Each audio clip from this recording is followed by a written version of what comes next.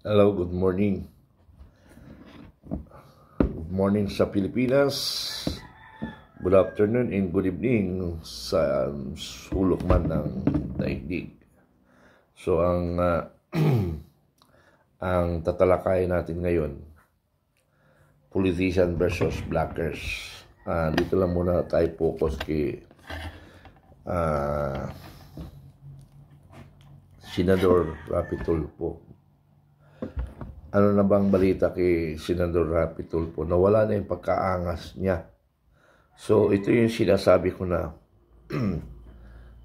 pag pumasok ka ng politika, makisabay ka sa mga kasama.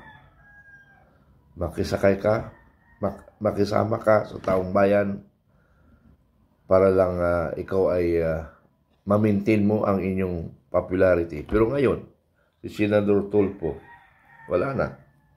Nakain na ng sistema. Kaya sayang ka, Senador Tulfo, ang iyong adikain na tulungan ang sambayan ng Pilipino. Medyo nawala ka na sa Senado. Nawala yung pagkangako. Tama yung mga nabalitaan ko na pira-pira ka rin, although sabi niya tumutulong ka, pira versus tulong. So, dalawa. Sana hindi mo binago yung sistema mo. Yung pagtulong sa taong bayan at saka yung pagkaangas mo sa Senado. Ipinagpatuloy mo sana, Senador Tulfo, para walang masabi ang tao. Pakinggan natin yung mga komento ng isang bayaning makatang vloggers. Ito ay hinahangaan ko itong vloggers na ito Makata siya pero may mga puntong mga nilalabas niya. Ito, pakinggan natin. Guys, ako nga po pala ang kakambal ni Super DM. Ngayon gusto ko lang maglabas ng sama ng loob kay Raffy Tulfo at sa mga kampo niya at sa kakambal ko na si Super DM. Unang-una kay Raffy Tulfo. Anak ka sa ring nawelobot si Raffy Tulfo. Tingnan mo naman yung pangalan namin. Super DM yung pangalan ng channel namin. Hindi kami basta-basta, marunong kami gumawa ng karma. Kaya sinisiguro ko sa iyo, Sir Raffy Tulfo, kakarmahin ka talaga. Pinapareport mo yung channel namin. Noon, wala kaming pakialam. Nananahimik kami, matagal kaming nananahimik kahit 2 strike na Sorry. Bakit? Wala. kami. Kasi nasa isip namin noon, wala na kaming pakialam kung mawala yung YouTube namin, mawalan kami ng hanap buhay. Kung ano mangyari sa buhay namin, wala kaming pakialam. Kung nagpapasikat kami, gumawa na sana kami ng magandang content, yung mga professional para hangaan kami ng tao. Pero iba ang ginawa namin. Pinili namin ang maging makabayan, ang magmalasakit at maging boses ng aming mga mahihirap na kababayan. Nasisira ang aming pangalan para lang sa pagtatanggol at pagmamalasakit sa aming mga kababayan. Kaya hindi to magpapasikat. Bakit? Sorry ha.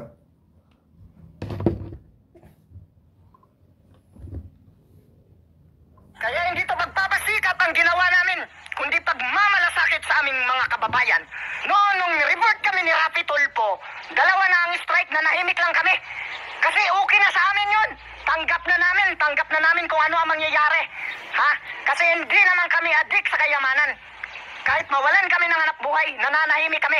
Tanggap namin mawala yung kabuhayan namin. Basta walang problema ang pamilya ko. Hindi lang sila madadamay. Ngayon na may sakit sila, nag-iingay na kami. Alam niyo ba kung bakit? Napahinto kami sa aming trabaho dahil sa 2 strike. Dahil sa inyo, hindi namin sila matulungan. Ngayon na kailangan nila ang tulong namin kasi may sakit sila. Hindi namin matulungan. Kaya ngayon, pagkakataon na namin na magalit. Ikaw, Raffy Tulfo, ni-report mo harassment and bullying? Masakit talaga ang katotohanan. Yung mga naninira sa'yo, tumatawa ka lang kasi hindi totoo. Pero dahil totoo ang sinasabi namin, nasasaktan ka. Dinaan lang namin sa tula at patawa. Pero masakit kasi totoo. Ngayon may 2 strike kami. Isang strike na lang, mababand na. Subukan mo ulit kami ipa-strike. Subukan mo kaming ipaban. Hindi talaga magiging masaya ang buhay mo kapag ginawa mo yan. Sa social media pa lang, nag-iingay kami, durog ka na. Pag pinapaban mo kami, baka doon na kami sa gate ng Senado magsisigaw at papalabasin ka namin dyan. At hindi lang yun, kakarmahin ka pa. Magagalit sa'yo lahat ng sundalo. Yung kasikatan at katapangan mo, baliwala yan kapag wala ang suporta ng mga sundalo. At pati ang mga kampon mo si Rafi Tulfo na tumutulong sa pag-report sa amin, makakarma din yan.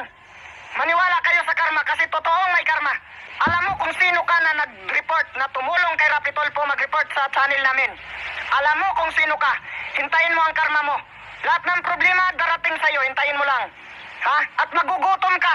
Sana hindi madamay ang pamilya mo sa karma mo. Naglabas lang kami ng sama ng loob. At karapatan namin yun. Ang magsabi ng totoo. Kayong mga kampo ni Tulfo. Ano ang karapatan ninyo? Ano ang pakialam nyo sa buhay ni Tulfo? Ha? Mamamatay ba kayo kapag binatikos ang idol nyo? Away namin to, huwag kayo makisali. Sa tingin nyo, hindi yan kademonyohan ang ginagawa ninyong pag-report. Kung ibas nyo ako, sige, ibas nyo. Pero kung i-report nyo, napaka-demonyo nyo naman. Umayos ka si Rafi Tulfo, ha? Siguro kung hindi mo ako pinapa-strike, hindi ako natigil sa trabaho ko. Natulungan ko na sana ang pamilya ko na may sakit. Gusto mo, ikaw lang ang mambabatikos. Ipaband mo kami. Sa sobrang galit mo sa mga abusado, hindi mo alam na yung sarili mo nagiging abusado na rin. Hindi ka man lang marunong makinig sa amin. Gusto mo, ikaw lang yung pakinggan namin. Okay lang sa amin. Namumurahin mo yung mga obvious na abusado. Pero daig mo pa ang martial law. Kahit hindi ka pa sigurado, lahat na lang masama sa paningin mo.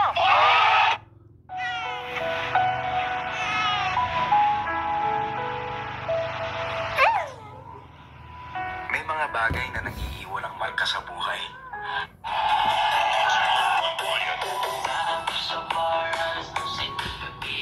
Okay.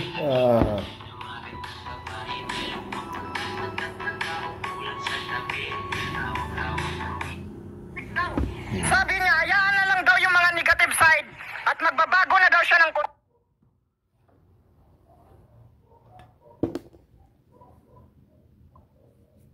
Sorry.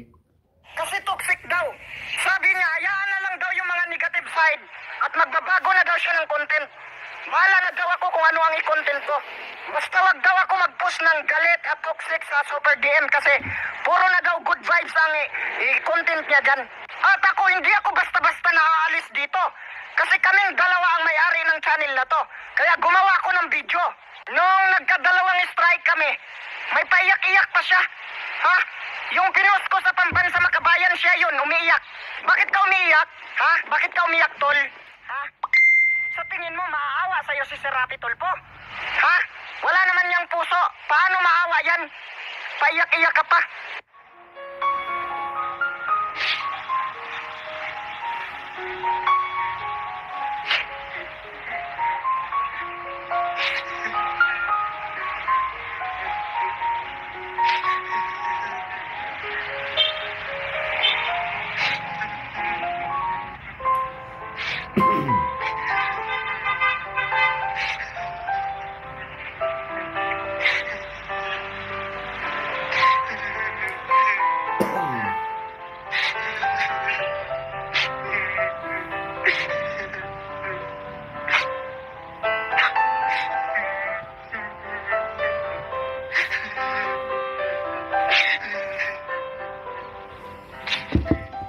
Itong vlogger na ito ay isa sa hinangaan ko dahil makatay ang kanyang banat na may katotohanan.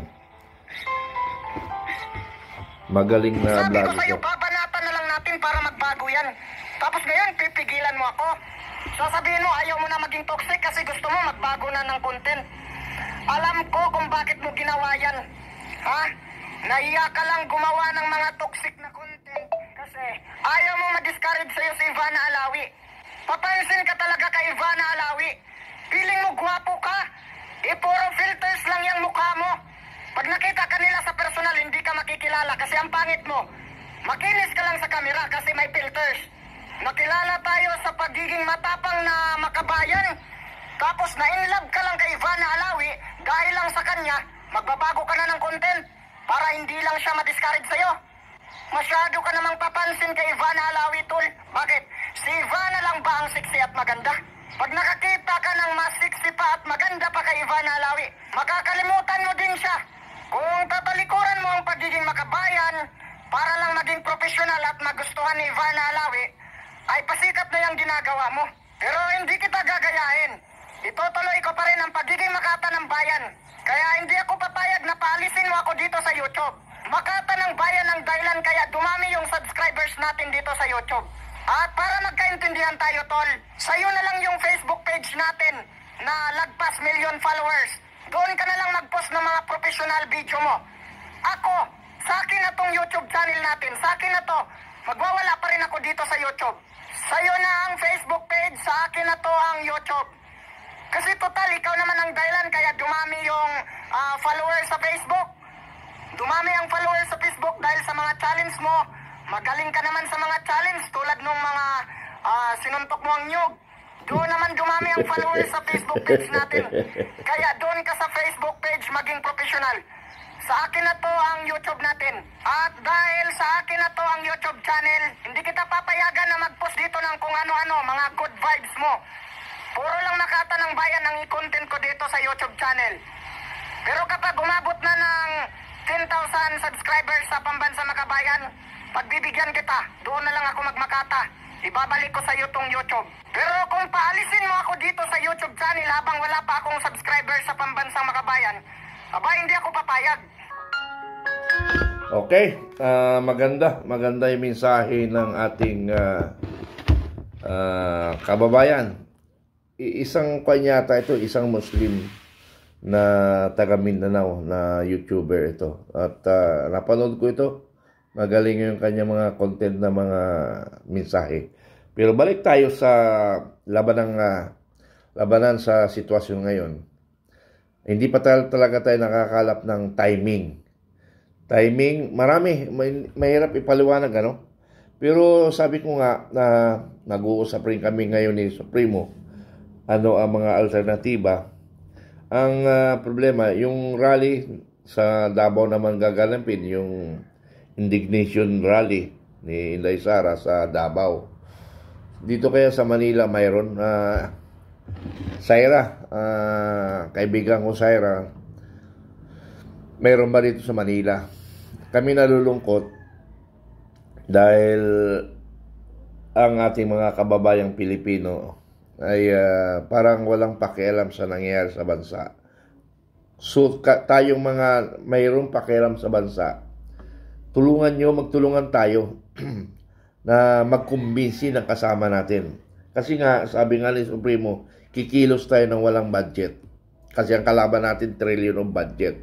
So, yun ang masaklap. Sana ang sambayan ng Pilipino magkaisa. Ang problema, hindi talaga eh. Pero mayroong ang